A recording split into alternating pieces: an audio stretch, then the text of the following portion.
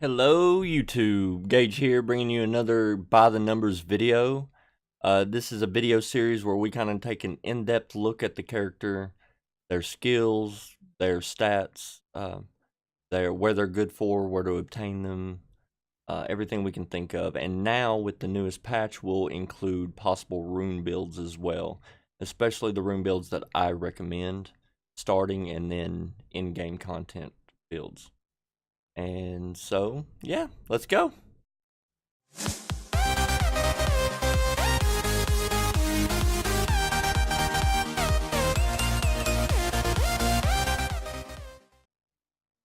Alright, so Light Arin skills. Let's start off with her leadership ability is magic attack increased by 25% for light units only. Chances are you'll probably never use her as leader, but it's there if you need it. Okay. So her basic attack, blast an enemy with magic, dealing 90% of magic attack magic damage to a single target at max skill level.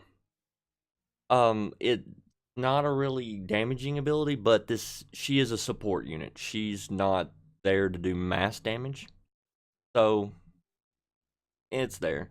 You're looking at probably getting around around 700 magic attack value out of this, roughly.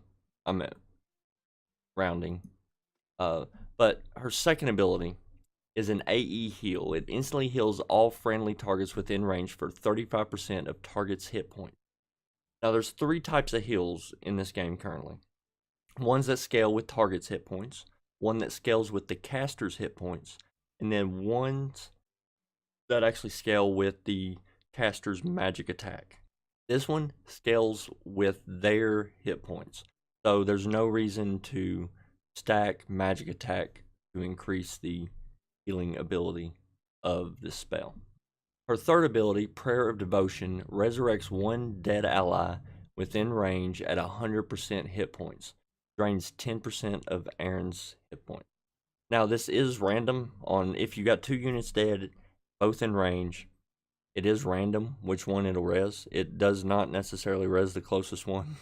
I've seen that actually while trying to auto some of the other content, that it'll res whatever it wants to.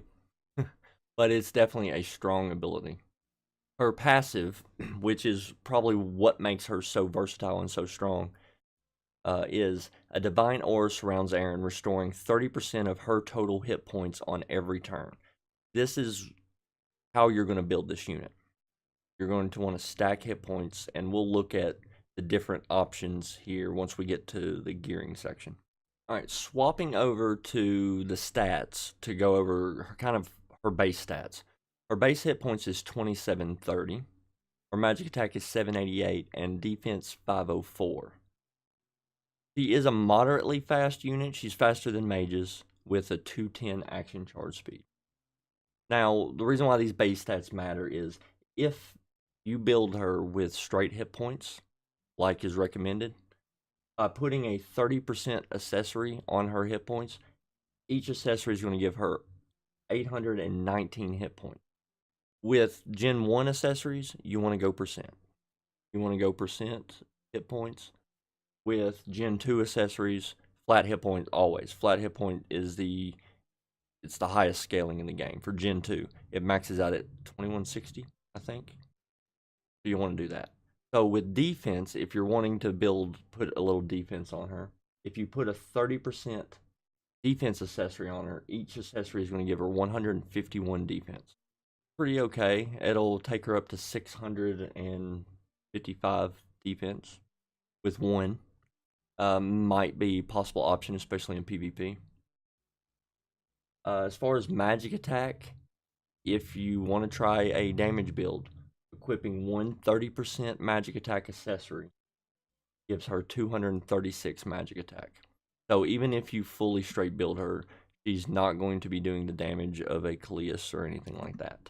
So I definitely recommend against stacking magic attack. It doesn't scale with any of her abilities except her basic attack. But yeah, let's move on. So physical damage immunity rate minus 25%. She's going to take additional damage from physical units. You don't want her to tank physical units. She's a sport class. Keep her in the back against physical units and take advantage of her healing abilities. Magic damage immunity rate 25%. This goes very well with her passive. So this allows Arin herself to tank a lot of mages by herself. Once she has high hit points, she can kind of just stand there and soak it up. Especially on Mage Training Stage 4. If you pair her with Edgar and his passive, that gives 40% magic immunity. Stacked on top of hers, 65% magic immunity. With, especially if she's over 10k hit points, 13k hit points, she is going, you don't even need a tank. You can just there by herself. You can have Edgar tank one and then Arin can take another, and your mages can just eat them alive. As far as dodge rate, block rate, she doesn't come with any. She's not a damage dealer. Effect accuracy is 25, but is a waste. She doesn't need effect accuracy. She doesn't apply any effects at all with any of her abilities. Effect resistance 30, so she does come in with innate resistance, which will help late game players with rune builds and everything. Okay, so ignore immunity 0, accuracy base 0, and crit strike damage reduction base 0. That's a look at her stats. We swapped over to the gear codex here. I kind of want to go over what my recommendation is on Arin builds, and let me know what you guys think. I'll go over as well what I've seen other YouTubers recommend and people in Discord, and yeah. Alright, so first off, Gen 2 accessories are in-game. So we'll go over and look at the others first. So at the beginning of the game, when you first start breaking into 6-star accessories, this applies to 5-star as well because there are versions of the 5 stars that match the 6 stars. But you have two options. One, you can, if I can find it. There we go. You can either build her with effect resistance if you're using her in a lot of fights to farm where they apply a lot of status debuffs. You don't want Arin to get silenced at all. You can either use this. There's also one of these. This one. No, not that one. This one. Percent hit points. Gen 1 accessories, you want to apply percent. You want percent 30 on the early game ones. This one, you can potentially roll double action charge speed to make her take more turns. The more turns she's going to take, the faster she's going to get her cooldowns back. So she could actually potentially heal every so-called turn that the enemies are taking because she's taking 2 turns. Okay, now, and I recommend 3 straight of each of these. Whichever one you're going to use, go 3 straight. You might be able to mix and match them to fit your needs. Now, moving on to late game, you only have really 2 options. And that really the best choice is not that one, this one. So, again, 30% will give 819 hit points. This flat accessory right here alone gives 2160. This all day long. This is the best option for her crit strike damage reduction, especially if you're going to PvP with her, because they're going to want to kill her. They're going to try to kill her.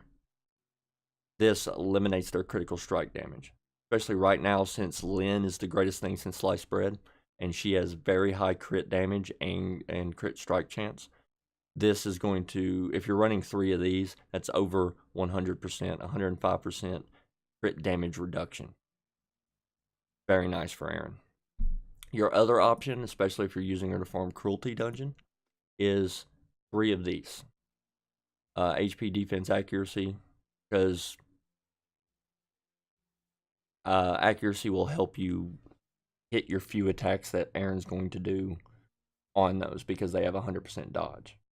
Now, with the addition of runes, it may not be necessary to do these. You might be able to swap the runes on Arin to include a little bit of accuracy percent, but she's not there to do damage. She's there for support. So if you've got either one of these, both of them max out at the same hit points, you'll be fine. Okay. As far as weapons go, see if we can find it here. All. Yeah, all. All right, so there's two options here as well. The best choice is what I recommend is the best choice is this one. So it maxes out at 1804 hit points and gives her dodge rate. If she doesn't get hit, she doesn't take damage. She has 0 block rate and 0 dodge rate starting out anyway, so 15% is good. It's going to be the same as, well, this gives her 23% block rate, but all block rate does is reduce the incoming damage. Either block damage reduction increases the damage that is reduced from blocking. She has 0% block chance, so this really isn't going to help her at all. This one here is another option. Actually, this one's probably better than the other glove because higher hit points. 1804 with a 25% block rate. Either one of these two gloves of Arindel's Grace. What you want to roll. Now, as far as enchants go, let's see if there's a codex for it. Codex. Serial. Ah, there it is. Sweet. You're going to want to enchant her gloves with hit points. Ideally 2-star, but they're hard to obtain right now. So try to get 18% light on her gloves, or as much as you can. And then over here, your two options are light heroes dodge rate, try to get max rolls, or I recommend max hit points, increase her hit points as much as possible, because every turn she's going to heal 30% of whatever her max hit points are. Dodge for most units is high risk, high reward. And for her it is too, because she's either going to take damage or she's not going to take damage. With hit points, she's going to take damage, but she has a bigger cushion to absorb. So if you max roll 3 hit point enchants on your accessories, I mean, that's, what, 3,600 hit points additional that she's going to have on top of it. Arin can very easily top 15, 16 hit points very easily, especially with the addition of runes. She might even be able to top hit 20. All right, kind of going over runes here. I have the basic rune build that I recommend for people just starting to get runes when they don't have a lot of consistency. This is bare minimum. Defense increase set, it's the forbearance set. 2-piece gives defense by 30%. The 3-piece increases max hit points by 30%. So it's giving her that 819 hit point on top of it. The substats I recommend are effect resistance, action charge speed, and dodge rate's always nice, but you can only get dodge rate on the yellow rune. Wrong. And crit strike damage reduction if possible. Accuracy is great, but she's not there to do damage. Effect accuracy is useless. And crit damage increase doesn't really help because she's not running crit chance. Now, as far as main stats on each accessory. Defense on blue slot. HP on the second slot. That's kind of hard, set in stone. And then I was looking, and I think magic attack is probably going to be your best option on the third. But you have some support stats that you might benefit from. Now, as far as in-game farming specific content runes, if I can find it here. This one for Rune 7. If you're going to use Arin on Rune 7, she needs effect resistance. So during my attempt to auto it, I was losing because Arin was getting silenced. The Nazdans, the Eldons, they were just silencing her or locking her down. The Josephines were stunning her, and that was at the moment that I wiped. So the kindness set will definitely benefit Arin, especially if you can get effect resistance main stat like this one, and get rolls into the crit damage reduction and action charge speed. This could potentially power up to be a very, very strong rune. The 2-piece set gives effect resistance, and the 3-piece set does not matter at all. So if you can get the 2 set, and you have a really awesome rolled rune of a 3rd set, use the 3rd rune, because the 3 set item, the set item for this isn't going to benefit Arin at all, but that 2-piece could potentially make your run successful or not. The other option for Arin, okay, if you need to use her in the cruelty dungeon, you can always do the 2-piece set bonus here to give her a little more accuracy, especially if you're not running a Sparrow.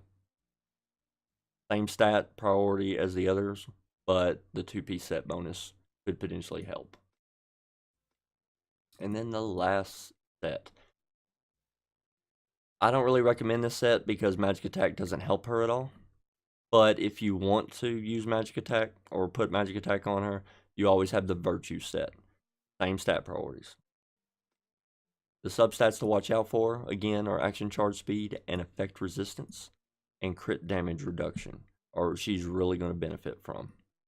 The dodge substat that you can roll on the yellow rune and the block substat on the blue rune that you can roll. I don't know if I have one with it. I'll find one later. But those will benefit. They don't hurt. They're not useless. But the effect resistances and action charge speed are probably top 2 substats you want for Arin. 3rd rune, main stat. If you guys come up with a better main stat for Arin on this rune slot, let me know in the comments, because I'm definitely looking, I'm always open to optimize as much as possible. In fact, we can quick gander. Crit damage is useless for her. Magic attack, that's what I got on her. A little bit. Accuracy. Good. I mean, it's minor benefit. Magic attack is probably a lot better.